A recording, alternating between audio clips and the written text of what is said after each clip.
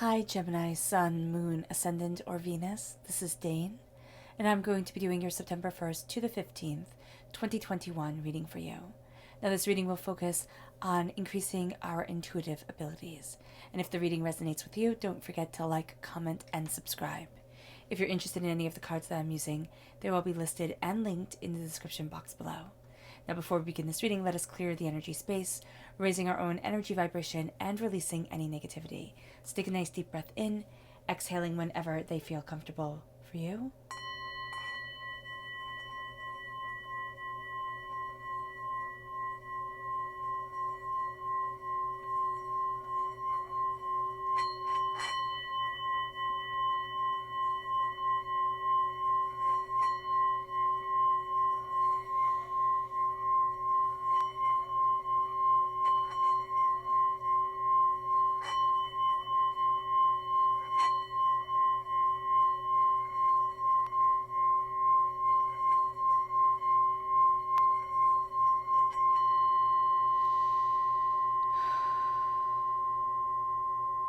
Releasing all negativity from the body like storm clouds. Letting yourself feel calm, centered, and at peace as we enter into this safe and loving space. Let's let the bowl sing as we see what the tarot has to say.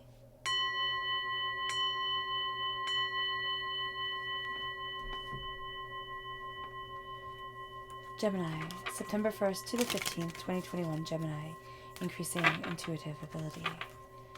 Gemini, angels and spirit guides, show me clearly. Guide this reading and show me clearly.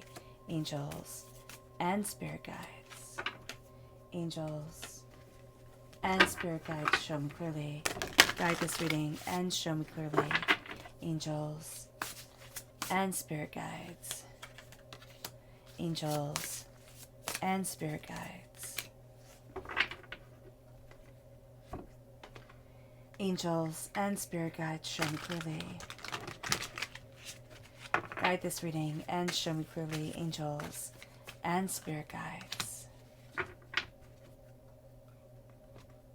Angels and spirit guides, show me clearly. Guide this reading and show me clearly. Angels and spirit guides. At the bottom is our rooted self. The left-hand side is our inner self.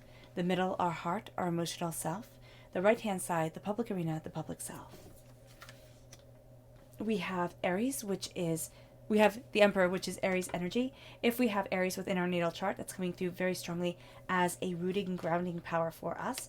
And then there's the Sun. There's glory and joy and prosperity and success, and just really letting our own light shine forward. We have the Witch of the Earth, which is the Witch of the Earth is, oh my gosh, the Queen of Pentacles. And then we have the Five of Wands. So we're embracing power and prosperity while releasing ourselves from negativity and chaos. And with the Witch of the Earth, it's earth sign energy, Taurus, Virgo, Capricorn.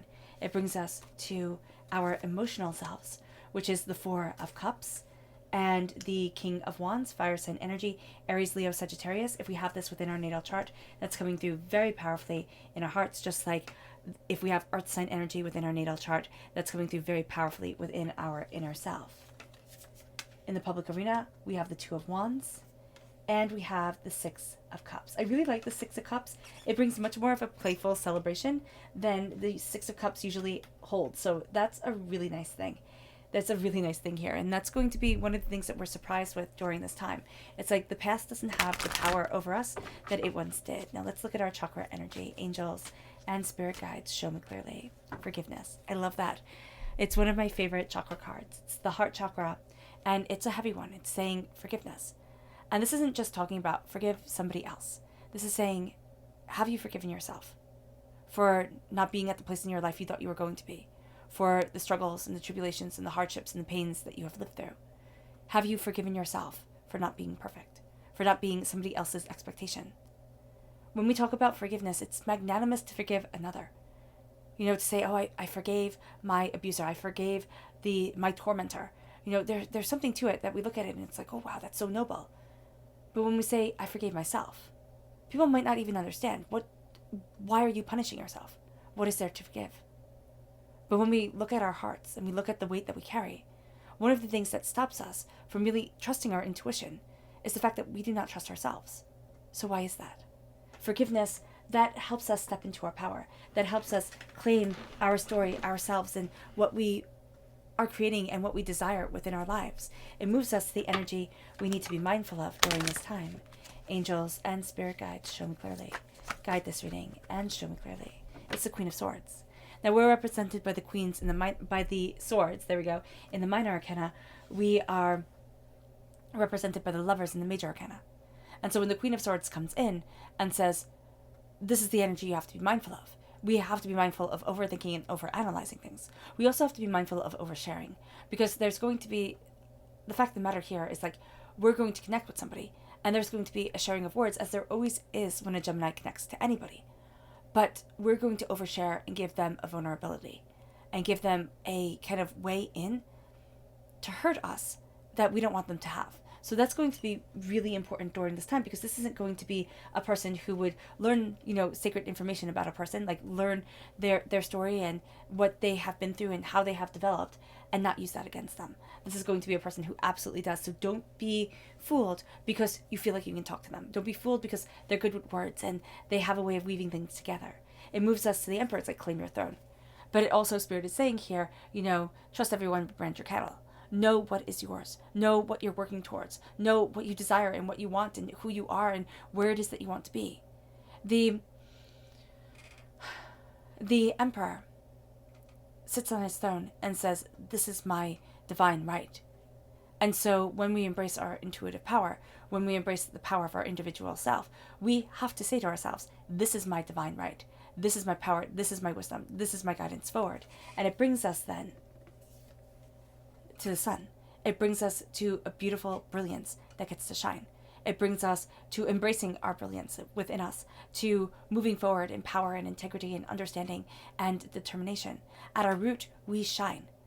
And that's going to be something that can be very hard for us to understand, to embrace the passion and the brilliance that is us, to say that I get to shine with this light, that I'm not comparing myself against everybody else, but I am embracing me.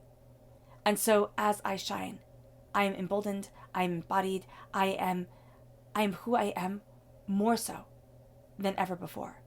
And if we embrace that brilliance, we embrace everything. And it moves us to kind of being taken by eyes by others, to say, you can't have this. But what we're going to see here is, yes, I absolutely can. Inwardly, though, there's this bit of a struggle that comes through the transformation that we're going through. It's like that autumn that we have, and autumn is beautiful. But autumn is where everything kind of dies away to make way for the quiet of winter. And so here we have this sense of transformation. We have this sense of battling. We have this sense of, gaining an understanding. And as we do so, because it's representative of the Five of Wands, and the Five of Wands in the Rider-Waite-Smith deck is the people battling with each other for the sake of battle. And this is going to be us saying, I don't want the change for the sake of not wanting the change to come in, or not fully understanding the beauty that comes through transformation, through embracing a new idea and a new ideal and a new sense and power and purpose of self and determination. And this is going to be a time where we need to calm ourselves. We need to not get into the pettiness of the outside world, and we need to stay in the strength of our inner self and looking at the part of our inner self that says, this is chaotic, this is overwhelming, I can't, or trying to figure things out. We can come to conclusions later on in life. It could be like, wow, okay, I have ADHD. What does that mean? And seeing what that means.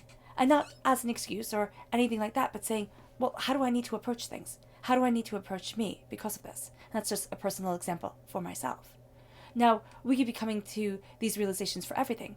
So if we have goals and we think, wow, I'm just so lazy, I'm not able to do this, we have to look at our story and what was put before us that has made the accomplishment of these goals so hard.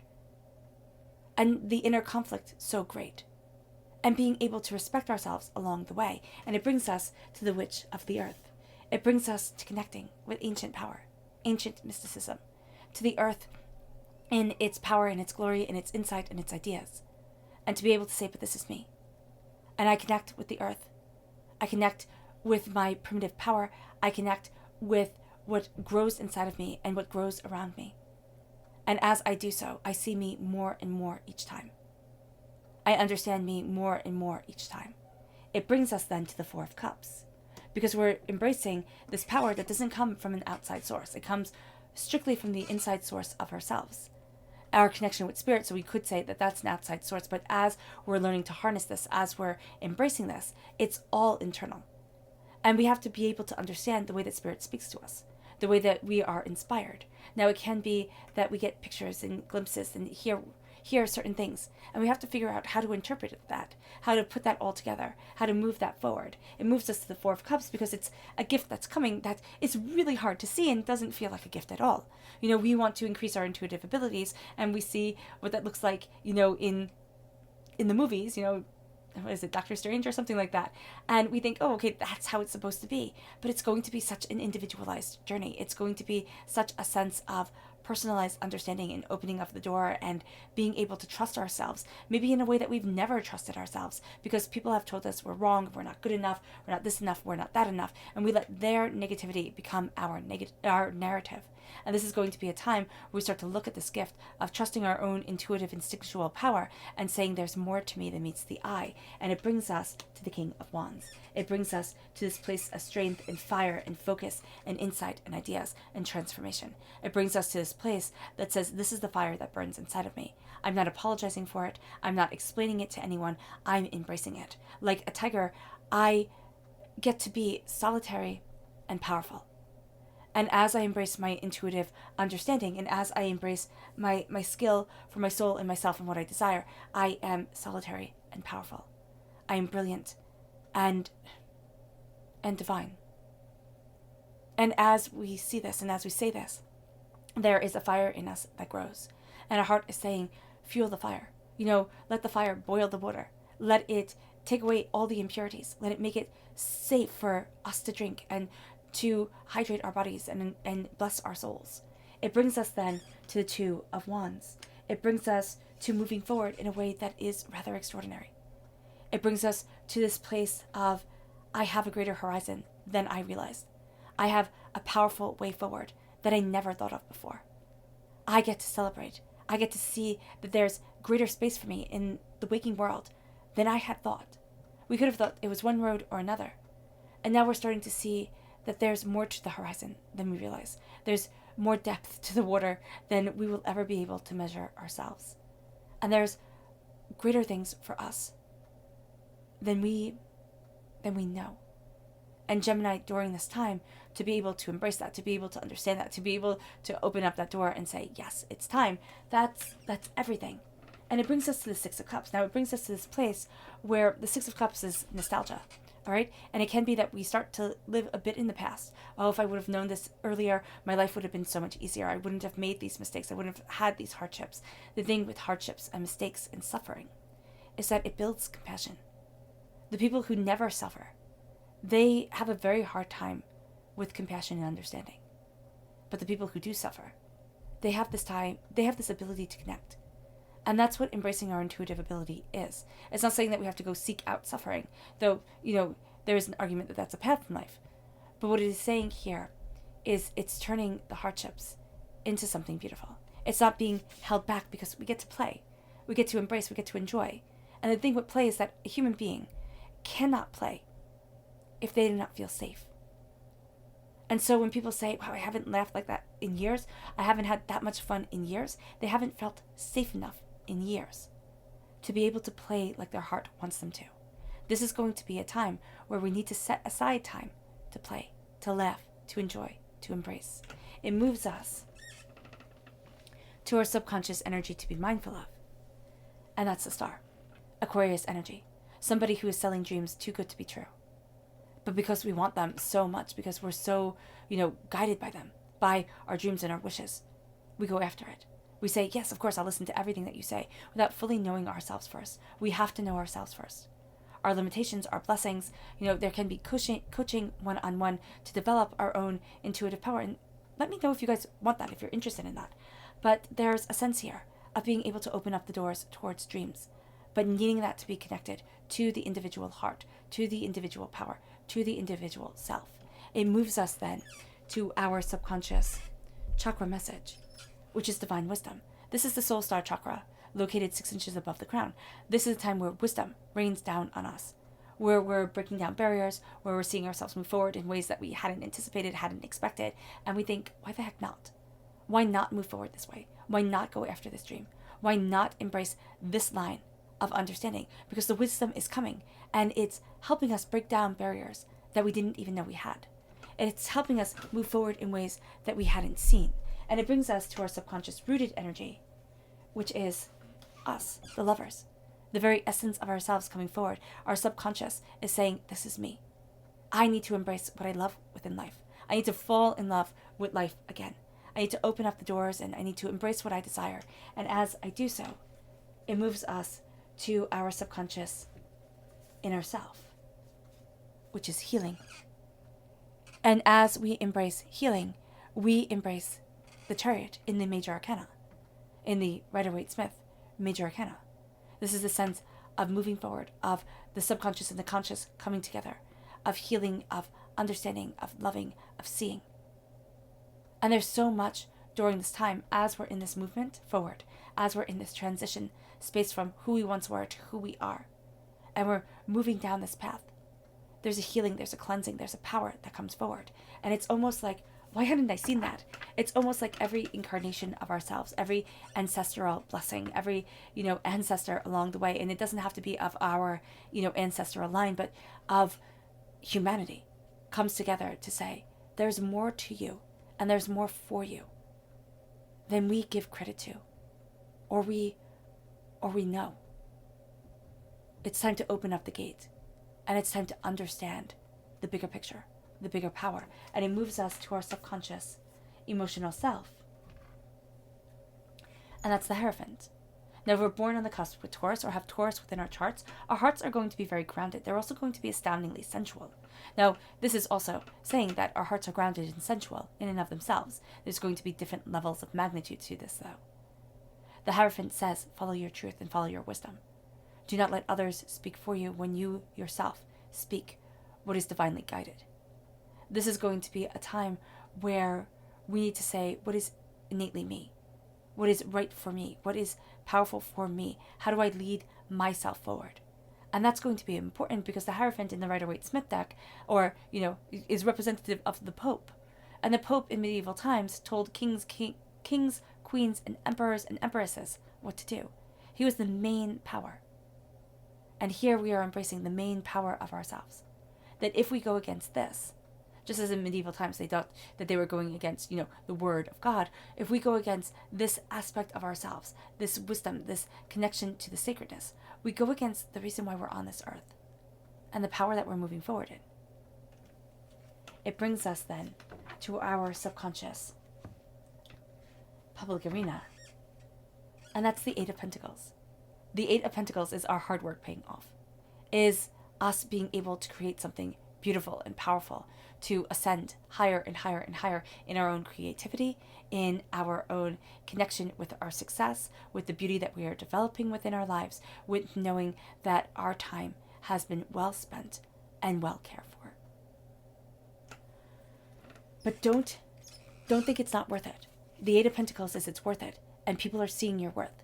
But the person who really has to see your worth in the public arena, Gemini, is you. It does not matter if everybody else gives you accolades. If you feel like an imposter, if you feel like a liar, if you feel like a cheat, then that is what you will be. And that's true for every single person. That's why we can see people on the news and hear people share their stories where they seem to have everything, but they are miserable. And they feel like they have nothing. This is a time where we call in our blessings and say it is more than you will ever know. Because it is. It is more than most people on this earth will ever know, because now we are claiming success and power.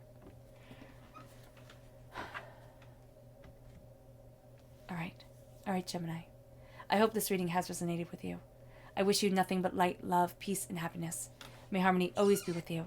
I'm sending loving, healing energy to each and every one of you. I love you all, and stay safe. Let's end this reading with a meditation, a clearing away of negative energy, a raising of our positive energy as we embrace our power and our blessings. So take a nice deep breath in exhaling whenever it feels comfortable for you.